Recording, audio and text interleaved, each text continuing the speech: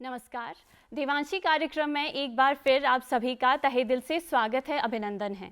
महिलाएं जो देवताओं का अंश मानी जाती है, उनके जीवन पर आधारित कार्यक्रम देवांशी कार्यक्रम है। और इस कार्यक्रम में हम ऐसी महिलाओं से आपको रूबरू करवाते हैं जो किसी न किसी फील्ड में आगे बढ़ रही हैं और अपने देश का प्रतिनिधित्व कर रही हैं। आज एक ऐसी ही महिला हमारे साथ मौजूद हैं जो चित्रकार हैं और चित्रकारी की इस फील्ड में वो बड़ा नाम कमाना चाहती हैं, देश का नाम रोशन करना चाहती हैं। आपका नाम है मनीषा। मनीषा जी, स्वागत है आपका। नमस्ते, मेरा नाम मनीषा कपिल है जी। मैं बेसिकली तत्तापानी से बिलोंग करती हूँ जी। 10th तक की पढ़ाई मैंने तत्तापानी से ही की है जी। आगे की पढ़ाई के लिए मैं सोलन आई और सोलन कॉलेज से ही मैंने ग्रेजुएशन की है। एमएससी मेरी अभी मैंने रिसेंटली एमएससी की है जी। बाकी मेरे हमारे फैमिली में हम 5 लोग हैं जी। मेरे पापा जी गवर्नमेंट एम्प्लॉय हैं और मेरी मम्मी हाउसवाइफ हैं जी। तो आपके बारे में थोड़ा हमने हिस्ट्री जान ली है, लेकिन हम जानना चाहेंगे, जैसे हमने अपने दर्शकों को भी बताया कि आप चित्रकारी करती हैं, तो आपने बताया कि आप साइंस फील्ड से भी हैं, तो किस तरह से आपका रुझान पेंटिंग की तरफ हुआ? मेरा ड्राइंग में तो मेरा बहुत पहले से ही रुचि रही है जी। मैं बचपन से ही मुझे बहुत शौक था ड्राइंग बनाने का, मुझे बड़ा ही शौक था जी। बाकी मेरे जो टीचर्स थे उन्हें भी हमें वो चीज़ नज़र आती थी कि ये आगे जाके कुछ कर सकते हैं। जी। तो उन्होंने हमें अपने कभी वो अपने चित्र हमें भी दिखाते जी। थे। जी। जैसे जैसे मतलब उनके चित्र हम देखते थे तो हमें भी इंस्पायर हो जाते हैं कि अगर टीचर इतना अच्छा कार्य कर सकते हैं तो क्यों Yes, ना ma'am. हम भी इस फील्ड में आगे बढ़ें। करें। Yes ma'am. जी। तो टीचर्स का आपको एक बहुत बड़ा सपोर्ट रहा है। Yes, ma'am. तो अगर स्कूल टाइम की बात करें, उस समय में हम जानना चाहेंगे कि किस तरह का माहौल रहता था और किस तरह की थीम्स पर आप पेंटिंग किया करती थी? पहले तो मतलब बचपन में तो वही सब कुछ जो नॉर्मली सभी करते जी। हैं। जी। बाकी जो स्केचेस का मैंने स्टार्ट किया ये मैंने थोड़ा मतलब वही टीचर्स को देखकर ही कि वो भी जब इतना कर सकते हैं जी। मुझ में भी वही मैं भी कर सकती हूँ। जी। मुझे वो चीज़ बहुत बड़ी अच्छी लगती थी जी। कि मैं भी आगे कर सकती हूँ, क्योंकि मुझे खुद का पता था कि मैं कर सकती हूँ, मुझे इस जी। पर पहले से ही रुचि है। जब हम स्कूल टाइम में होते हैं, हमें बहुत सारी थीम्स दी जाती है और हम बहुत सारे कॉम्पिटिशन्स में भी पार्टिसिपेट करते हैं। तो अगर आपसे जानना चाहें, जब आप बहुत सारे कॉम्पिटिशन्स में जैसे आपने पार्टिसिपेट किया है, तो कौन कौन सी ऐसी थीम्स थी जिस पर आप ड्राइंग किया करती थी और फाइनली आपने डिसाइड किया कि आपको स्केचिंग की तरफ जाना है? मैंने काफ़ी स्कूल में तो काफ़ी सारे जी। इस पर पार्टिसिपेट किया। काफ़ी सारे कंपटीशन जो होते थे, जैसे एनवायरनमेंट डे होता है जी। वर्ल्ड ये पॉल्यूशन डे होता है जी। जी, साइंस डे होता है जी। तो इन पर मैंने काफ़ी वो पार्टिसिपेट किया है जी। और मुझे प्राइज़ भी मिले हैं। लेकिन जब हम स्कूल में जो हम पार्टिसिपेशन करते हैं कॉम्पिटिशन्स में, तो वो पेंटिंग बहुत ही डिफरेंट होती है और जिस तरह की पेंटिंग आप अब करती हैं उसमें बहुत फ़र्क है। तो किस तरह से आपने इस फील्ड में आगे आप बड़ी डेवलप किया इसे? मुझे मतलब ये फेस जो होता था, मतलब किसी का फेस बनाना, ये चीज़ मुझे बड़ी अच्छी लगते थे। जी। मैं मेरी फ्रेंड, मेरी बहन, हम लोग ना पहले से ही ड्राइंग में काफ़ी रुचि रखते थे। जी। तो हम जब भी मौका मिलता था, फ्री क्लासेस होती थी, तो हम किसी ना एक दूसरे की कभी फेस बना देते थे, तो जी। फिर वो चीज़ थोड़ा थोड़ा जी।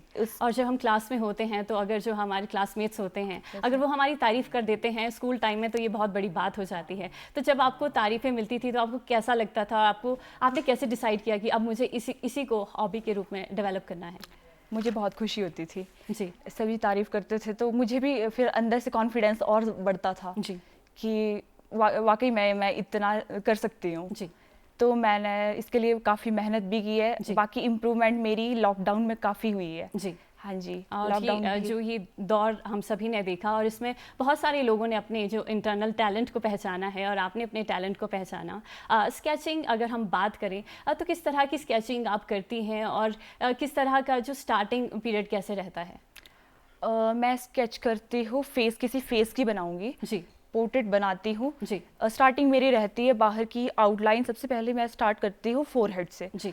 तो धीरे धीरे उस पर थोड़ी डिटेलिंग डालकर नीचे नीचे की ओर पूरा पहले फेस तैयार करते हैं, फिर आगे पूरे सब कुछ जो आउटफिट रहता है कुछ भी, तो वो ऐसे स्टार्ट करते तो हैं। आप जी। पोर्ट्रेट पे बेसिकली काम करती हाँ हैं। जी। तो शुरुआत जैसे आपने कहा फोरहेड से करती हैं और जी देखते हैं कि बहुत सारे जो और कलाकार होते हैं वो अलग अलग तरह से पेंटिंग करते हैं। कई जी। लोग सिर्फ आउटलाइनिंग पे ज़्यादा फोकस करते हैं या फिर आईज पे ज़्यादा फोकस जी करते हाँ। हैं। तो आप फोरहेड से स्टार्ट करती forehead हैं। से start तो करती हूँ, अगर जी। हम जानना चाहें कि उसमें डिटेलिंग किस प्रकार से ऐड की जाती है? इसमें जो जैसे हमारे पास फोटो होती है, जी जहाँ कोई पोर्शन थोड़ा डार्क होता है, कोई जी। लाइटनिंग ज़्यादा होती है जी। कहीं, तो उसको थोड़ा वो करना कवर। इलेबोरेट करके उसे Yes, आप प्रदर्शित करती हैं। Yes, ma'am. तो उसमें किस तरह की चीज़ों का हमारे यूज़ हम करते हैं? पेंसिल से की जाती पेंसिल है से की या जाती फिर है। कोई ब्रश ऐसा स्पेसिफिक होता है जिससे ये पेंटिंग की जाती है? मैं अपनी बात करती हूँ। जी मैं जो सिंपल पेंसिल होती है, कोई नॉर्मली यूज़ करते हैं स्कूल में लिखने के लिए, वो पेंसिल जी या फिर लेड पेंसिल हो गया या जी। फिर चारकोल पेंसिल, जी। इनका यूज़ करती हूँ और इसी से ही करते हो। बाकी थोड़ा ब्रश से थोड़ा वो हाईलाइट वगैरह वो जी। चीज़ें करते हो। हाँ तो जी। अगर कोई बिगिनर है, उनको इस फील्ड में आगे आना है, तो उनके लिए ज़्यादा एक्सपेंसेस इसमें नहीं है, सिर्फ एक पेंसिल चाहिए हाँ और जी। एक शीट चाहिए, बस इसमें आपका काम स्टार्ट हो जाता है। जी तो हाँ। जैसे आपने शुरुआत की, तो किस तरह की आपको इंस्पिरेशन मिली, खासकर जो आपकी फैमिली है, उनका सपोर्ट किस तरह रहा? मेरी फैमिली ने मुझे हमेशा से सपोर्ट किया है जी इस लाइन में, क्योंकि उनको पहले से मतलब बचपन से ही, जब मैं भी जब छोटी थी, जी तो हमेशा से ही मुझे ड्राइंग में सबने मुझे मेरा वो एनकरेज किया। जी जी। तो फिर उसके चलते फिर मेरी फैमिली भी मुझे काफ़ी सपोर्ट किया। जी। मेरे रिलेटिव्स ने भी मुझे काफ़ी सपोर्ट किया कि तुझे इस लाइन में कुछ करना है। जी पर जैसे आपने कर लीजिए। बताया आप विज्ञान की फील्ड में हैं, जी तो हाँ। ऐसे में जब आपने ये आर्टिस्टिक जो वर्क चुना, तो आपकी फैमिली से कोई नेगेशन आपकी तरफ नहीं आया कि नहीं साइंस करो, अपने जो सब्जेक्ट हैं उनको अच्छा करो, इसमें टाइम वेस्ट मत करो, कुछ इस तरह से कुछ नो मैम, आपके? इसके लिए मैं थोड़ा टाइम निकालती हूँ। जी। ये मेरा डेली का तो नहीं रहता, बट मैं थोड़ा जब भी थोड़ा फ्री रहती हूँ अपने माइंड को थोड़ा फ्रेश करने के लिए, या फिर थोड़ा ज़्यादा स्ट्रेस में होते हो, तो फिर उस टाइम पर मैं ये काम कर देती हूँ। जी। तो हमें हमेशा से किसी ने कुछ ऐसा तो नहीं बोला कि ये चीज़ मत करो या फिर। जी। हाँ जी। तो जैसा आपने बताया आपकी स्कूल टीचर्स भी बहुत अच्छी पेंटिंग किया करते थे, तो उससे भी आप इंस्पायर हुई। आपकी फैमिली कोई ऐसी हिस्ट्री रही हो जो आर्टिस्ट रहे हो या पेंटिंग वर्क करते हो, तो उस बारे में थोड़ा बताइए। सबसे पहले तो मेरी मम्मी बोलते हैं कि मैंने सुना है मम्मी से कि वो भी करते थे अपने जी। टाइम पे जी। कभी ड्राइंग। जी तो बाकी मेरी बड़ी बहन है, जी। वो भी करते हैं ड्राइंग। वो भी यही स्केचेस, फेस स्केच करना, जी। ये चीज़ें वो भी करते हैं। जी। तो उनसे भी थोड़ा सीखा जी कि जब वो कर रहे हैं, जब मैं भी वही चीज़ कर सकती हूँ। मुझे पहले से शौक है तो मैं भी ये कर सकती हूँ। जी हाँ तो जी। आपकी सिस्टर भी करती हैं और हाँ आप जी। भी पेंटिंग करती हैं। तो कई बार ऐसे सिबलिंग की जो राइवलरी नहीं होती है कि जब एक ही फील्ड के दो लोग एक छत के नीचे हों, तो उसमें जो राइवलरी होना एक आम बात होती है। तो आप दोनों के बीच में कोई ऐसा कंपटीशन नहीं होता है कि नहीं मुझे अच्छा करना है, दी से अच्छा करना है, कुछ ऐसा नहीं? कभी कभी ऐसा हो तो जाता है। जी बाकी हम एक दूसरे को थोड़ा बता देते हैं कि जी थोड़ा उससे जी एक दूसरे से आप इंस्पायर होती Inspire हैं, हो- कंपटीशन को पीछे रख के एक दूसरे से आप सीखती हैं, ये हाँ बहुत जी। अच्छी बात होती है। ये तो ऐसा होता है जो बच्चे होते हैं वो अगर उनके भाई बहन कुछ अच्छा कर रहे हैं तो उनसे और अच्छा करने का प्रयास करते हैं हाँ जी। और उनको ज़्यादा तारीफ लेनी होती है। ऐसा बच्चा अपने जहन में हमेशा ये बात रखता है। तो जैसे आपके पेरेंटल आपका सपोर्ट रहा है और टीचर्स ने आपको सपोर्ट किया है, तो किस तरह इस फील्ड में आप आगे बढ़ना चाहते हैं, किस तरह से इसे डेवलप करना चाहते हैं, या फ्यूचर में आपका कोई ट्रेनिंग लेने का प्रोग्राम है इससे रिलेटेड? जी, मैं तो कंटिन्यू रखूँगी, बट मैं साइड बाय साइड ही इस काम को करूँगी। जी ये क्योंकि ये मैं इसको एज अ हॉबी ही इसको रखना चाहूँगी। जी और जी और आजकल हम देखते हैं बच्चे, अगर जो साइंस फील्ड के खासकर जो बच्चे होते हैं उनके पास ये एक्सक्यूज़ेस रहते हैं कि हमारे पास समय नहीं होता है, हम अपनी बुक्स में इतना बिजी रहते हैं, हम कोई हॉबी डेवलप नहीं कर सकते हैं। तो उन बच्चों को आप क्या कहना चाहेंगे, क्योंकि आप खुद साइंस फील्ड से रही हैं और आपने अपने सब्जेक्ट्स में भी एक्सेल किया है और साथ साथ आप पेंटिंग भी करती हैं, तो क्या उनको संदेश देना चाहेंगी बच्चों को कि एक्सक्यूज़ से आगे बढ़कर अपने को ओवरऑल आपकी जो पर्सनैलिटी है उसे डेवलप करना चाहिए? यस मैम जी जी। जो आपकी जो हॉबी होती है ना, उसको कभी छुपा के नहीं रखना चाहिए, वो करना चाहिए। जी करना चाहिए, क्योंकि हमें जो हॉबी जो भी हमारी हॉबी रहती है, बिल्कुल। जी उसको हमेशा एक्सप्लोर करना चाहिए। जी इसको छुपा के नहीं रखना चाहिए। जी हमें जब भी कभी ऐसा लगता है कि हम बहुत स्ट्रेस्ड हो, डिप्रेस्ड हो, या फिर जी। कोई भी ऐसी सिचुएशन आती है, तो वो चीज़ कर लो जिस पे आपका इंटरेस्ट है, जी। वो हमेशा करना चाहिए। जी। तो हॉबी का मकसद ही ये होता है कि Yes, अगर हम ma'am. कभी स्ट्रेस हो तो डी स्ट्रेस होने के लिए हमें कोई ना कोई हॉबी डेवलप करनी चाहिए। किसी को सिंगिंग का शौक होता है, किसी को घूमने फिरने का शौक होता है। अगर आपके शौक हम जानना चाहें, पेंटिंग के अलावा आपको क्या करना पसंद है? मुझे कुकिंग भी बहुत पसंद है, जी। और सॉन्ग सुनना या फिर ट्रैवलिंग करना, ये सब, रीडिंग्स, ये चीज़ मुझे अच्छी जी। लगती है। रीडिंग तो हम जान ही सकते हैं, जिस तरह से आपने फील्ड का चुनाव किया है, जी। तो आपको रीडिंग का शौक तो होगा ही। अगर हम जानना चाहें, जैसे आपने कहा आपको ट्रैवलिंग का भी शौक है, तो कोई ऐसी आर्टिस्ट्री वर्क आपने ट्रैवलिंग के दौरान देखे हों, कोई एग्जीबिशंस ऐसे देखे हों जो आपकी जहन में अभी भी मौजूद हो और उनकी स्मृतियाँ आपके मन में हो? ऐसा तो एक बार, जहाँ से मैंने एमएससी की हुई है, वहाँ पर फेस्ट चला हुआ था 2 दिन का। जी। तो उस दौरान वहाँ पर जो एज अ गेस्ट हमने जिनको इनवाइट किया हुआ था, जी। हमारे हिमाचल की जो लोक गायक विकी चौहान जी है, जी। उनको भी मैंने अपना स्केच दिया था। जी। तो उनसे मिलने का मुझे वो दिन भी अभी भी बहुत याद है। जी। और उसी टाइम वो भी जी। पंजाबी सिंगर जो प्रभ गिल है, उनको भी मैंने अपना स्केच दिया, उनके साथ मुझे सेल्फी लेने का भी एक मौका मिल गया जी। था।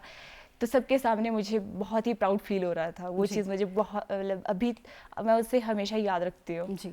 और जी। जब हमारी हॉबी की वजह से हमें इतने बड़े बड़े सेलिब्रिटीज़ से मिलने का मौका जी। मिलता है, तो हम सोचते हैं इस फील्ड को और निखारा जाए, इस हॉबी को और डेवलप किया जाए। तो अगर हम आपके कॉम्पिटिशन्स के बारे में जानना चाहें, जैसे हमने जाना कि आपने स्कूल टाइम में बहुत सारे कॉम्पिटिशन्स में पार्टिसिपेट किया है, तो और कोई आपके अवार्ड्स हैं जो इस फील्ड में आपको मिले हैं, तो उस बारे में हमारे दर्शकों को बताइए। जी, मैंने स्कूल टाइम मैंने पहले से ही, मैं हमेशा से ही कंपटीशन में पार्टिसिपेट करती जी। थी। जी। जैसे वर्ल्ड एनवायरनमेंट डे हो गया, पॉपुलेशन डे हो गया, जी। साइंस डे हो गया, तो इन पर मैंने हमेशा से कंपटीशन में पार्टिसिपेट किया है। जी। तो तो कोई ऐसी यादगार हो, आपको कोई ऐसा प्राइज़ मिला हो जो मेमोरेबल है और जो अभी भी आपकी स्मृति में मौजूद है, अगर वो हमारे साथ शेयर करना चाहें तो? यस मैम, मुझे प्राइज़ मिले हैं। जी। आप डिफरेंट कॉलेजेस में आप जाती थी, इंटर कॉलेज जो कॉम्पिटिशन्स होता है उसमें भी आपने पार्टिसिपेट किया है, तो एक एनकरेजमेंट मिलता है जब Yes, हमें अवार्ड्स मिलते हैं या रिवॉर्ड्स मिलते हैं, तो इस फील्ड में आगे बढ़ने के लिए हमें बहुत प्रोत्साहन मिलता Yes, है। तो अगर हम जानना चाहेंगे कि जब आपने इस करियर तो आपने इसे नहीं चुना है, एज अ हॉबी आप इसे रखती हैं, तो इस फील्ड में और आप क्या करना चाहेंगी? कौन से ऐसे आर्टिस्ट हैं जो आपके रोल मॉडल हैं, जिनकी कुछ क्वालिटीज़ आप अपने अंदर इम्बाइब करना चाहेंगी? जी, एक आर्टिस्ट शिमला के ही है, जी। लकी आर्ट गैलरी, आपने नाम सुना भी होगा शायद उनका। जी। तो उनकी वो चीज़ मुझे अच्छी लगती है, वो रैंडमली किसी का फेस बना देते हैं। जी। थोड़ा, मतलब बहुत ही कम समय में वो बना देते हैं। जी। और बाकी उनकी डिटेलिंग भी उतनी अच्छी रहती ही है। सामने सामने बैठकर कम टाइम में इतना अच्छा करते हैं सब, तो वो चीज़ मुझे अच्छी लगती है उनके। जी। हाँ तो जी। क्या ऐसा हो सकता है अगर फेस टू फेस हम बात कर रहे हों, उसी दौरान आप कोई स्केच बना सकें, ऐसा पॉसिबिलिटी होती है क्या? यस मैम, हो जाता है। जी। तो कितना आप समय लेती हैं अगर आपको एक पोर्ट्रेट बनाना है विदाउट डिटेलिंग उसमें ऐड किए हुए, आपको एक पोर्ट्रेट बनाना है, उसमें कितना समय लग जाता है? 10 to 12 मिनट्स अराउंड ऑफ। जी। Yes, ma'am. तो अगर आप कोई ऐसी स्केच अभी बनाना चाहें तो क्या बना सकती हैं? यस मैम, मैं जी। बना दूंगी। जी। तो अगर आप ट्राई करना चाहें तो? जी मैम। जी। तो जैसे आप स्केचिंग बनाती हैं, आप डिटेलिंग करती हैं, तो बनाते हुए हम जानना चाहेंगे, तो जैसे आप कौन कौन से ऐसे फीचर्स हैं जिनको आप डिटेलिंग डालना उसमें पसंद करती हैं? मैम, थोड़े तो जैसे जी। आई हम बनाते हुए देखना चाहेंगे आपको कि आर्टिस्ट किस तरह कार्य करते हैं, हम वो भी जानना चाहेंगे। Yes ma'am. जी। तो जैसे आप मैं तो सबसे पहले तो मैं फोरहेड ही स्टार्ट करती हूँ। जी। जी मैम। तो अलग अलग तरह के आर्टिस्ट होते हैं, कई लोग आंखों पे ज़्यादा वर्क करते हैं, Yes, कई ma'am. लोग सिर्फ जो आउटलाइनिंग होती है फेस की, फीचर्स की, उस पर ज़्यादा वर्क करते हैं। तो हम आपकी जो ये ड्राइंग है, जो ये कला है, इसका जो प्रदर्शन है अपने दर्शकों को भी करवाना चाहेंगे। Yes ma'am. तो ये बहुत ही अच्छी एक कला है। हम आज के समय में देखते हैं बच्चे पढ़ने में इतना व्यस्त रहते हैं, उनके पास इतना समय नहीं होता है कि वो हॉबीज़ को डेवलप करें, लेकिन आपने पढ़ाई के साथ साथ आप ये जो हॉबी कर रही हैं, इसके लिए आप बधाई के पात्र हैं। और हम चाहेंगे कि जो आपकी ये कला है आप और लोगों को भी सिखाएं। क्या भविष्य में आपने ऐसे सोचा है कि आप बच्चों को भी इसकी आगे शिक्षा दें कि किस तरह से ये किया जाता है? मैम सीखने जिसमें भी ये सीखने का वो इंटरेस्ट होता है, जी जिसमें भी वो इंटरेस्ट होता है वो सीख ही लेता है जी। वो कैसे ना कैसे सीख ही लेता है। जी। तो अगर किसी एक पर्सन को एक आर्टिस्ट बनना है, एक फुल फ्लेज्ड आर्टिस्ट बनना है, तो उसके लिए कितना समय आपको लगता है कि जीवन में लग जाता है? बहुत लंबा समय एक इसमें जाता है जब हम यस मैम, थोड़ा प्रैक्टिस हो रहा चाहिए, टाइम तो लगता है, प्रैक्टिस होने में काफ़ी टाइम लगता है। जी। Yes ma'am. हमें बहुत सारे और आर्टिस्ट से भी मिलने का मौका मिला है, तो उनका मानना था कि अगर हमें एक लाइन भी ड्रॉ करनी है तो उसे भी 100-150 बार सिर्फ एक सीधी लाइन ड्रॉ करने में ही बहुत समय निकल जाता है। तो Yes, इतनी ma'am. परसीवरेंस लोगों में नहीं होती है कि वो जान पाएँ कि हम किस तरह से आगे बढ़ सकें। उनमें इतना पेशेंस भी नहीं होता है कि एक चीज़ को वो इतना समय दें, और आप में इतना पेशेंस भी है और आप इतना अच्छी तरीके से, और मैं देख पा रही हूँ आप किस तरह से जो डिटेलिंग इसमें ऐड कर रही हैं, बहुत ही खूबसूरत है। और ये जो आपने इसमें जो डिटेलिंग्स आप ऐड कर रही हैं, अगर इस बारे में आप थोड़ा बताते, अगर हमारे दर्शकों को भी रहें तो बहुत अच्छा होगा।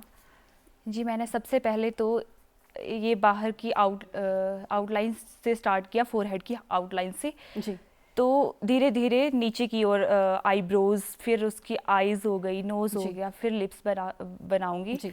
तो जो हमारे जो नए जो उभरते हुए कलाकार हैं वो देख सकते होंगे किस तरह से पेन को पकड़ने का एक कला होती है, क्योंकि हम ऐसा होता है हम पेन ढंग से नहीं पकड़ते हैं, उससे जो डिटेलिंग है ऐड करने में बहुत मुश्किल होती है। तो ये Yes, बहुत सारे तरीके होते हैं जो बहुत ज़रूरी होते हैं किसी भी आर्ट को अच्छा करने के लिए। Yes, और हमारे दर्शक भी देख पा रहे होंगे कि किस तरह से आप इतना सुंदर जो पोर्ट्रेट तैयार कर रही हैं और इतने कम समय में, और ये बहुत ही एक निपुण आपकी कला है। तो क्यों ना आप इसे और भी आगे बढ़ाएं, साथ साथ पढ़ाई के साथ कि आप इसमें और ट्रेनिंग भी लेना फ्यूचर में पसंद करेंगी? मैम मैंने शुरू से ही ये बिना ट्रेनिंग के, बिना किसी कोचिंग ट्रेनिंग के किया हुआ है। जी। बाकी मुझे खुद से मैं इस पर कोई ट्रेनिंग तो नहीं लूँगी, जी। बस अपने लेकिन आर्ट को आपने और ज़्यादा एक्सप्लोर करने की पूरी अपने कोशिश आप पे करूँगी। काम करके ही आपने इतना सब कुछ हासिल Yes, किया ma'am. है। और जैसे आपने बताया कि कोविड टाइम में जो ऐसा दौर था जब हम सभी लोग घर में अंदर बंद रहने के लिए मजबूर हो गए थे, उस समय में आपने अपनी इस कला को और निखारा, और इतने अच्छे तरीके से आप जो ये कला का प्रदर्शन कर रही हैं, और इसके लिए आप बिल्कुल बधाई की पात्र हैं। जी। और ये जो डिटेलिंग्स है, क्योंकि हम बहुत बार देखते हैं कई लोग सर्कल से शुरुआत करते हैं, सर्कल्स बनाते हैं, डायगोनल जो लाइंस है उसको ड्रॉ करते हैं, लेकिन आप सिंपली उस फीचर्स पे डायरेक्टली आप उस पे एंटर करती हैं। तो जो आपने और ड्राइंग्स बनाई है, जैसे अभी हमने अपने दर्शकों को भी वो दिखाई, तो किस तरह से आप अपना जो थीम है वो डिसाइड करती हैं? या जैसे हमने देखा कि आप एक्टर्स की भी पेंटिंग बनाती हैं, स्केचेस बनाती हैं, तो किस तरह से आप डिसाइड करती हैं कि इसी को बनाना है मुझे? मैम मुझे जो भी फेस, जैसे एक्टर्स, मुझे पहले मतलब मूवीज़ देखती थी, कोई सीरियल देख लिया, मुझे जो भी अच्छा लगता था तो मैं उनकी जी। बनाती थी। जी। हाँ जी। तो हमने देखा कि आप कितनी अच्छी तरीके से इन पेंटिंग को बना रही हैं। तो पेरेंट्स का कितना आपका सपोर्ट रहा है? पेरेंट्स ने कभी ऐसा कहा हो कि नहीं, आपको इस फील्ड को छोड़िए, क्योंकि हम आपको साइंटिस्ट बनाना चाहते हैं, हम आपको डॉक्टर, इंजीनियर देखना चाहते हैं, आर्टिस्ट नहीं बनाना चाहते, तो उस क्वेश्चन को आप कैसे डील करती हैं? मुझे हमेशा से ही पेरेंट्स का फुल सपोर्ट मिला है। जी। स्कूल टाइम से मुझे पेरेंट्स ने कभी इस आर्ट के लिए, ड्राइंग के लिए कभी मना नहीं किया। जी। तो उनको तो पहले से ही लगता था कि मैं इसमें कर सकते हो, जी। तो हमेशा से उन्होंने मुझे फुल सपोर्ट किया है इस जी। बात के लिए। हाँ जी। तो हम हिमाचल में देखते हैं, जो हिमाचल की पेंटिंग का बहुत बड़ा इतिहास रहा है। कांगड़ा पेंटिंग की हम बात करते हैं, चंबा पेंटिंग, गुलेर पेंटिंग, तो हिमाचल में पेंटिंग का बहुत एक अच्छा इतिहास रहा है। तो इसमें आपको क्या लगता है, हिमाचली पेंटिंग की कैसी ऐसी खासियत है, और हिमाचल में लोगों में कितना रुझान है पेंटिंग की तरफ? सभी को, मतलब हिमाचली पेंटिंग जो है वो तो सभी को पसंद आती है। जैसे हमारी कांगड़ा शैली है, उसमें जो उसकी कलरिंग जो होती है, उसका ग्रेस, ब्यूटी, इसी की ओर लोग ज़्यादा अट्रैक्ट होते हैं जी। तो बाकी उसमें तो पहाड़ी मिनिएचर को थोड़ा रिप्रेजेंट किया जाता है, तो वो चीज़ लोगों को ज़्यादा अच्छी लगती है जी। और उसमें कलर कॉम्बिनेशन भी बहुत डिफरेंट अच्छा होता है। हाँ आईज को थोड़ा और इलेबरेट करके दिखाया जाता है, जॉ लाइंस को बहुत इलेबरेट करके दिखाया जाता है। तो उस फील्ड में अगर आप कोई इसमें ट्रेनिंग लेना चाहें, हमारी हिमाचली संस्कृति को आगे बढ़ाने के लिए अगर आप कुछ करना चाहें भविष्य में, तो क्या ऐसी आपकी कोई योजना है? मैं जब आप स्केचेस पे बेसिकली फोकस करना चाहती हैं। और हम बहुत बार देखते हैं जब हम कहीं घूमने भी जाते हैं तो बहुत सारे ऐसे आर्टिस्ट होते हैं जो घूमते हुए लोगों की पेंटिंग बना देते हैं, स्केचेस बना देते हैं, पोर्ट्रेट्स बना देते हैं। तो आपको क्या लगता है इस तरह से अपनी जो कला है उसको प्रदर्शित किया जाना चाहिए, उनका मार्केटाइजेशन किया जाना चाहिए? यस मैम, जब किसी में टैलेंट है तो उसको दिखाना चाहिए और वही करना चाहिए जिससे आपको हमेशा खुशी मिलती हो जी। तो मुझे तो लगता है कि अगर किसी को इसमें ये करने में खुशी मिल रही है तो वो कर लो। जी। हाँ जी। तो जैसा आप भी अपने जीवन में इसको इम्प्लीमेंट कर रही हैं, आपको पेंटिंग का शौक़ है, आपको पढ़ाई का शौक़ है, तो आप दोनों चीज़ों को बैलेंस करके चल रही हैं। तो किस तरह से बैलेंस करती हैं आप? क्योंकि बहुत बार होता है क्योंकि 4-5 घंटे भी हमारे एक पेंटिंग को बनाने में लग जाते हैं और फिर जो साइंस स्टूडेंट होते हैं उन्हें पढ़ना भी बहुत पड़ता है। तो किस तरह से एक बैलेंसिंग एक्ट आपका रहता है? मैम मैं इसके लिए जब भी थोड़ा फ्री रहती हूँ थोड़ा काम उस पर करती हूँ, थोड़ा नेक्स्ट डे अगर कहीं मुझे टाइम लग रहा है तो मैं उस पर कर देती हूँ। मतलब 2 दिन से ज़्यादा मैं एक स्केच में कभी भी नहीं लगाती हूँ। अगर मेरा कोई स्केच छूट रहा है तो फिर वो छूट ही जाता है मैम। जी। तो लेकिन कई बार ऐसा होता है हम एक पेंटिंग बना रहे होते हैं और उसमें बहुत सारी चीज़ें हम ऐड करना चाहते हैं, लेकिन उस तरह से उसका आउटपुट हमें नहीं मिल पाता जितना हमने सोचा था कि इस तरह की ये पेंटिंग होनी चाहिए थी। वैसा आउटपुट नहीं मिल पाता है तो आप बॉक डाउन हो जाते हैं कि नहीं अब मुझे ये करना ही नहीं है, जो मुझे चाहिए वो मुझे मिल नहीं रहा है, इससे अच्छा तो मैं स्टडीज़ पे फोकस करती हूँ। कभी ऐसा आप में डिमोटिवेशन होता है? नो मैम, ऐसा नहीं होता जी। मतलब बुरा तो लगता है कि हमें जो हम चीज़ बना रहे हैं वो मैच नहीं हो रहा है जी। तो फिर मतलब उस कंडीशन में मैं थोड़ा सा ब्रेक लेती हूँ जी। तो कुछ नया स्टार्ट कर दो, थोड़ा रिलैक्स होके फिर नेक्स्ट डे थोड़ा या फिर मैंने आपको बताया था कि मेरी बहन भी करते हैं ड्राइंग, तो उनसे थोड़ी वो लेते हो राय कि मुझे क्या करना चाहिए, कहाँ थोड़ा गड़बड़ हो रहा है, क्या चीज़ इसमें मैच नहीं हो रहा है जी। तो फिर वो मुझे थोड़ा वो करते हैं तो मैं फिर जी। और हमारे दर्शक भी देख पा रहे होंगे कि जो एक्टर्स हैं उनकी जो आपने पोर्ट्रेट बना रखी है, इतनी सुंदर, इतनी डिटेलिंग उसमें आपने ऐड कर रखी है। तो ये किस तरह से किया जाता है ये कार्य? डिटेलिंग मुझे बहुत ही एक इंटरेस्टिंग टॉपिक लगता है क्योंकि जब हम देखते हैं क्योंकि आउटलाइन तो कोई भी बना लेता है लेकिन उसको रियलिस्टिक बनाने के लिए बहुत सारा एफर्ट जाता है और रियलिस्टिक बनाने के लिए ही जो इतने सालों की मेहनत होती है वो रंग लाती है। तो आपको क्या लगता है कि आपने कितना समय इस कला को दिया है जो आज आप इतनी निपुण हो चुकी हैं? मैं तो ये स्कूल टाइम से कर रही हूँ थोड़ा थोड़ा, बाकी मुझे लॉकडाउन में मुझे मौका मिला, ये सब इम्प्रूवमेंट ज़्यादा हो गई लॉकडाउन में जी। तो डिटेलिंग जी। सोशल मीडिया का कितना रोल आप मानती हैं? क्योंकि उस समय सोशल मीडिया का भी एक बहुत बड़ा इन्फ्लुएंस हमारे जीवन पे रहा। जिनको कुकिंग नहीं आती थी उन्होंने कुकिंग सीखी और जिनको जैसे आपने कहा पेंटिंग में जो डिटेलिंग कैसे ऐड की जाती है आपने भी सीखा। तो किस तरह से सोशल मीडिया का एक रोल रहता है आज के समय में और किस तरह से हम जो नई नई स्किल्स को है उसे डेवलप कर सकते हैं? मैम थोड़ा बहुत अगर आपको कोई आर्टिस्ट उसकी ड्राइंग वगैरह कुछ पसंद आती है उसको देख लो, उसका वो देख लो कि वो किस तरह से बना रहा है, कि मुझ में और उसकी आर्ट में कितना डिफरेंस है, कि वो क्या चीज़ ज़्यादा दिखा रहा है और हम वो नहीं दिखा पाते, ज़्यादा फोकस किया जाना चाहिए। तो वो सब चीज़ें जो डिटेल्स हैं वो हम यूट्यूब के माध्यम से जान सकते हैं। आज का युग टेक्नोलॉजी का युग है और हम आर्टिफिशियल इंटेलिजेंस को भी आने वाले समय में हम देख सकते हैं। तो आपको क्या लगता है कि कितनी प्रासंगिकता रह जाती है पेंटिंग की या इन सभी आर्ट वर्क्स की जब हमारे पास बहुत कुछ है देखने के लिए, करने के लिए, तो क्यों कोई जो हैंडीक्राफ्ट की तरफ जाएगा?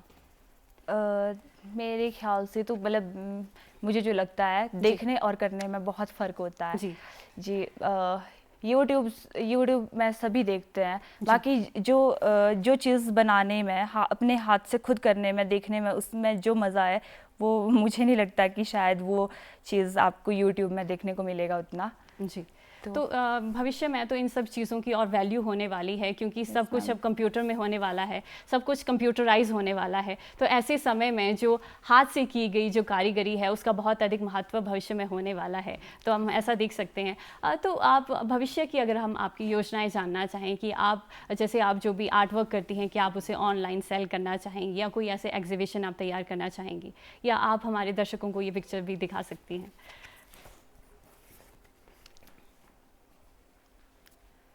ऐसे मैंने कुछ ऐसा तो नहीं सोचा है कि जी। मैं एग्जीबिशन वगैरह लगाऊंगी। जी। जो मैं बनाती हूँ वो मेरे लिए मैं अपने पास ही वो रिकॉर्ड रखती हूँ कि ये जी। मैंने बनाए हुए हैं। लेकिन तो आप भविष्य में इसका एग्जीबिशन भी लगा सकती हैं, क्योंकि लोगों में बहुत जागरूकता होगी और बहुत जिज्ञासा भी होगी लोगों में कि जानने की कि किस तरह से ये आर्ट वर्क किया जाता है। और हिमाचल की इतनी छोटी सी जगह से निकलकर अगर कोई आर्टिस्ट इतने बड़े लेवल पर जाता है तो हम सभी के लिए एक बहुत बड़ी बात होगी। जैसा आपने इसमें डिटेलिंग्स ऐड की है, तो अगर हम थोड़ा जानना चाहेंगे कि किस तरह से जो आपका आर्ट वर्क है, अगर हमारे दर्शकों को फिर से आप दिखा सकें तो, क्योंकि इतने कम समय में ये सभी चीज़ें करना एक बहुत बड़ी कला है।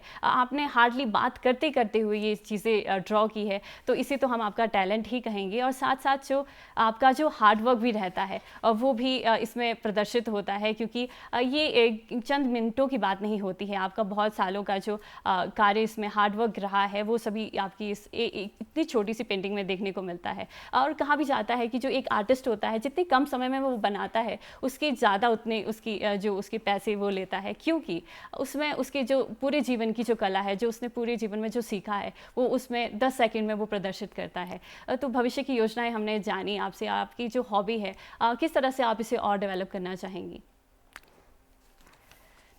जी, तो अब हमारे पास समय की कमी है, तो हम चाहेंगे कि जो हमारे दर्शक हैं आपसे बहुत कुछ सीखें। जैसे आपने अपनी पढ़ाई के साथ साथ जो आपने अपनी हॉबी को जो डेवलप किया है, जो बैलेंस किया है, वो हम सभी को सीखना चाहिए और एक ना एक हॉबी ज़रूर डेवलप करनी चाहिए। मनीषा जी, आप हमारे स्टूडियोज़ में आए और आपने जो अपना समय हमें दिया और जो अपनी जो नॉलेज है, जो अपना जो जीवन का एक्सपीरियंस है हमारे साथ शेयर किया, आपका बहुत बहुत धन्यवाद। Thank you so much. आपने हमें यहाँ पर आने का मौका दिया। इस तरह से मैंने कभी सोचा नहीं था कि मैं भी कभी यहाँ आ पाऊँगी।